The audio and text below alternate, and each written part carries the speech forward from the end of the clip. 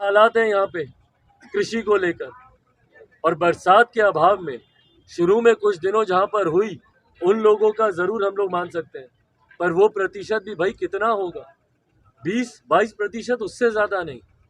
तो ऐसे में जब एक बड़ी संख्या किसानों की जब सुखाड़ से प्रभावित है तो क्यों नहीं जिले को भाई हम लोग सुखाड़ घोषित करेंगे। पर जब अधिकारी ऐसे झूठे कागजात दिखाते हैं, और मैं झूठे कागजात इस शब्द का मैं इस्तेमाल कर रहा हूं, जब अधिकारी ऐसे झूठे कागजात दिखाते हैं, यही कारण बनता है जब बिहार की जनता अपने हक अधिकारों से वंचित होती है। ये लोग दिखाते हैं भैया कि अस्पताल में डॉक्टर्स आते हैं रोस्टर ड्यूटी पे।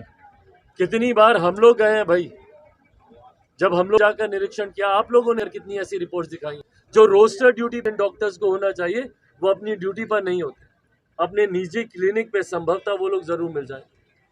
तो ये दर्शाता है भैया कि बिहार सरकार की क्या सोच है। और ये तमाम वही विषय हैं जो बिहार सरकार के अंतर्गत आते हैं।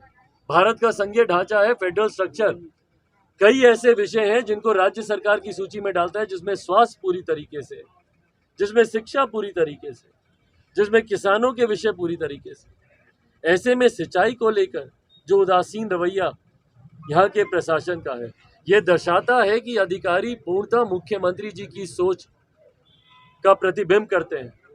जैसे मुख्यमंत्री को फर्क नहीं पड़ता बिहार में विकास से, वैसे ही उनके अधिकारियों को फर्क नहीं पड़ता कि जमुई जिले की जनता जिए या मरे। वो बंद कमरे में बैठ के अपने कागज आपके सामने दर्शा देंगे। आप वो रिपोर्ट देखिएगा जो हमारे पास जो पेश की गई है, उसके हिसाब से इससे ज्यादा खुशहाल जिला कोई नहीं हो सकता। इनकी रिपोर्ट के हिसाब से बिहार से ज्यादा खुशहाल प्रदेश कोई नहीं हो सकता। जबकि रह रहकर कई ऐसी अनियमितताएं हैं जो सामने आती है, जिसपे अगर हम लोग तत्परता ना दिखाएं, हम लोग के कार्यकर्ता वॉलंटियर्स के तौर पर जाकर अगर इन लोगों के गलत कार्यों का अगर निरीक्षण ना करें और इनको जवाबदेह ना बनाएं, तो आज की तारीख में बिहार के हालात वैसे ही इतने बदतर हैं, बद से बदतर और हालात हो जाए अब जिस तरीके से इन लोगों का रवैया है।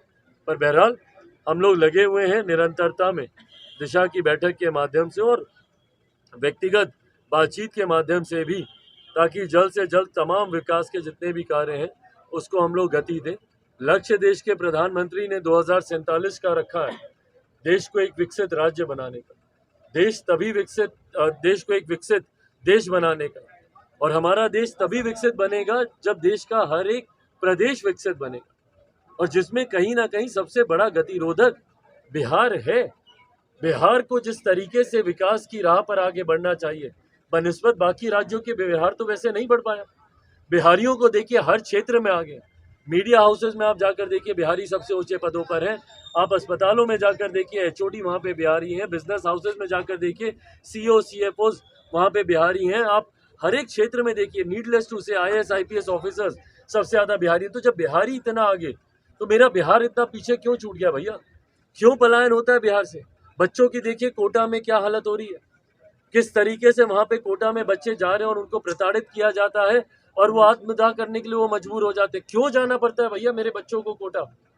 क्यों पटना या जमुई या भागलपुर या मुजफ्फरपुर, क्यों ये शहर एजुकेशनल हब नहीं बन सकते? पर उस दिशा में कोई बात ही नहीं करता। और इसीलिए जब 2047 में हम लोग विकसित देश के निर्माण की हम लोग बात करते हैं, जरूरी है बिहार जैसे राज्य भी। और ऐसे में बिहार के नेतृत्वकर्ताओं को, नीति निर्धारकों को जात पात धर्म मजहब से उठकर और दलगत राजनीति से उठकर जरूरी है कि लोग देश के हित में फैसला लें, नेशन को सबसे आगे रखकर, नेशन फर्स्ट की सोच के साथ ये लोग काम करें, तभी हम लोग अपने प्रदेश को भी विकसित बनाएंगे और देश को भी विकसित बनाएंगे। सीएम दिल्ली गए, नीतीश कुमार दिल्ली गए, और मीडिया से ये खबरें आ रही हैं उनको तवज्जो न मिला केजरीवाल से, न ही अगर किया जाए तो खड़गे से। क्या कहना चाहेंगे इस पर? भाई अब हमको नहीं पता कि हकीकत क्या है क्या नहीं। बार बार हम कह रहे हैं कि मुख्यमंत्री आंख दिखाने गए थे, जानकारी तो यही दी गई थी। आंख उन्होंने अस्पताल में भी दिखाई, और आंख उन्होंने दिखाने का प्रयास किया जब वो श्रद्धेय अटल जी की समाधि पर जब वो गए। मुख्यमंत्री जी को इतने सालों में तो याद नहीं आई अटल जी की, आज उनको पुनः अटल जी की याद आ रही है। ये अविश्वास है। मुख्यमंत्री जी की कार्यशैली अविश्वास पैदा करती है। जब वो एनडीए में रहते हैं तो महागठबंधन की इफ्तार पार्टियों में जाते हैं, जब वो महागठबंधन में रहते हैं तो एनडीए के नेताओं को वो श्रद्धांजलि देते हैं, उनको वो याद करते हैं। तो भाई आप जिस गठबंधन में रहते हैं उसमें अगर आप ऑनेस्ट नहीं रहेंगे, ईमानदारी से नहीं रहेंगे, तो आपको लेकर एक अविश्वास का माहौल हर गठबंधन में उत्पन्न होगा। और जो ये कहा जा रहा है कि उनको तवज्जो नहीं दिया जा रहा, संभवतः नहीं दिया जा रहा होगा भाई, क्योंकि 2 दिन से वो दिल्ली में बैठे हैं। गए होंगे तो भाई नेताओं से मुलाकात, कल तो केजरीवाल जी का जन्मदिन भी था, दिल्ली के माननीय मुख्यमंत्री जी का, उनको बधाई देने तक के लिए नहीं बुलाया गया। तो ये कहीं ना कहीं चिंता का विषय तो है ही। कांग्रेस के नेता अगर उनसे मुलाकात, अब मुझे नहीं पता कि मुलाकात पहले से निर्धारित थी नहीं थी, पर दिल्ली में आराम करने तो मैं नहीं मानता कि वो गए होंगे आराम करने, क्योंकि एम्स में डॉक्टर को दिखाने के बाद उनका कोई कार्यक्रम कल सामने तो आया नहीं। बट बहरहाल मुझे नहीं पता हकीकत क्या है, बट हाँ, जिस तरीके से उनकी कार्यशैली है वो अविश्वास का माहौल ना सिर्फ गठबंधन के साथियों के भीतर पैदा करता है, बल्कि बिहार की जनता के भीतर। बार बार 2-2 बार आपने जनादेश का अपमान किया। 15 का जनादेश महागठबंधन के लिए सरकार आपने एनडीए के साथ चलाई, 20 का जनादेश एनडीए के लिए सरकार आप महागठबंधन के साथ चला रहे। तो ये अविश्वास बिहार की जनता के प्रति भी, बिहार की जनता के मन में भी आपके प्रति मुख्यमंत्री जी उत्पन्न होता है, जब आप इस तरीके से आप गलत कार्यशैली आप अपनाते हैं, जब आप अपने ही गठबंधन को धोखा देने की नीयत के साथ जब आप कदम उठाते हैं। एक और सवाल है कि जो कांग्रेस भाजपा के नेता है जायसवाल जी, उन्होंने कहा है कि बिहार में हिंदू जो है सुरक्षित नहीं है, उनका हाल उसी तरह से है जिस तरह से पाकिस्तान में हिंदुओं की हाल है। कि संजय जायसवाल का ये बयान है। देखिए, कई ऐसे घटनाएं तो सामने आई हैं जिसमें हिंदू वर्ग के लोगों को सबसे बाद उनका कोई कार्यक्रम कल सामने तो आया नहीं। बट बहरहाल मुझे नहीं पता हकीकत क्या है, बट हाँ, जिस तरीके से उनकी कार्यशैली है वो अविश्वास का माहौल ना सिर्फ गठबंधन के साथियों के भीतर पैदा करता है, बल्कि बिहार की जनता के भीतर। बार बार 2-2 बार आपने जनादेश का अपमान किया। 15 का जनादेश महागठबंधन के लिए सरकार आपने एनडीए के साथ चलाई, 20 का जनादेश एनडीए के लिए सरकार आप महागठबंधन के साथ चला रहे।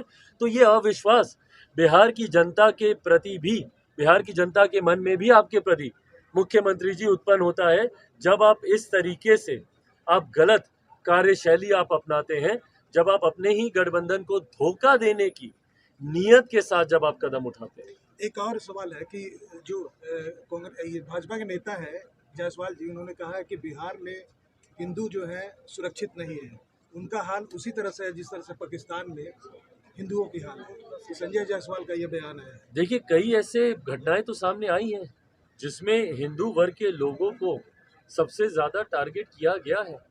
बहरहाल अपराध अनियंत्रित है बिहार में, इसमें कहीं कोई संदेह नहीं है, जिसमें हर जात पात धर्म मजहब के लोग हैं। पर अगर आप देखें तो एक हिंदू समाज के लोगों की संख्या कंपेरेटिवली तो बहुत ज़्यादा है।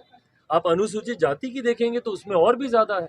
पासवान समाज के युवाओं को जिस तरीके से टारगेट किया जा रहा है, चौकीदार समाज में चौकीदारी के पेशे में जो लोग हैं उनको जिस तरीके से टारगेट किया जा रहा है, तो ये कहीं ना कहीं दर्शा रहा है कि बिहार में टारगेट किलिंग हो रही है। जहाँ पे एक वर्ग विशेष के लोग हों, एक धर्म विशेष के लोग हों, उनको टारगेट किया जा रहा है। पर ऐसे में ये सिर्फ एक वर्ग विशेष पर छोड़ दे नहीं चलेगा। पूरे बिहार की जनता आज की तारीख में भय के माहौल में जी रही है, क्योंकि अपराधियों का मनोबल इतना ज़्यादा बढ़ गया है। भाई मुख्यमंत्री, एक अनन्य मार्ग के आसपास चेन स्नैचिंग की अगर घटना हो रही है, मुख्यमंत्री के घर के आवास के आसपास आप जाइएगा तो एक अधिकृत घेरा वहाँ पे बना दिया गया है कि ताकि मुख्यमंत्री जब वॉक पे निकलें तो उनके साथ कोई ऐसी अप्रिय घटना नहीं हो, क्योंकि उनके बहुत क्लोज क्वार्टर्स में ऐसी घटना हो गई है। तो जब हमारे प्रदेश के मुख्यमंत्री सुरक्षित नहीं, जो कि प्रदेश के हमारे गृह मंत्री भी हैं, तो ऐसे में भैया असुरक्षा का भाव तो प्रदेश की हर जनता के मन में उत्पन्न होना स्वाभाविक है। सर, आप 10 साल से सांसद हैं जमुई का, और जमुई का जो हवाई अड्डा उसका हाल बेहाल है, अतिक्रमण किया जा रहा है। भाई इसके लिए हम लोग प्रयासरत हैं।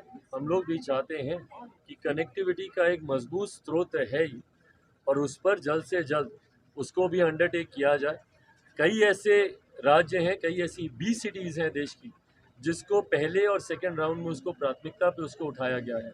मुझे उम्मीद है आने वाले दिनों में जमुई को भी उसमें लिया जाए।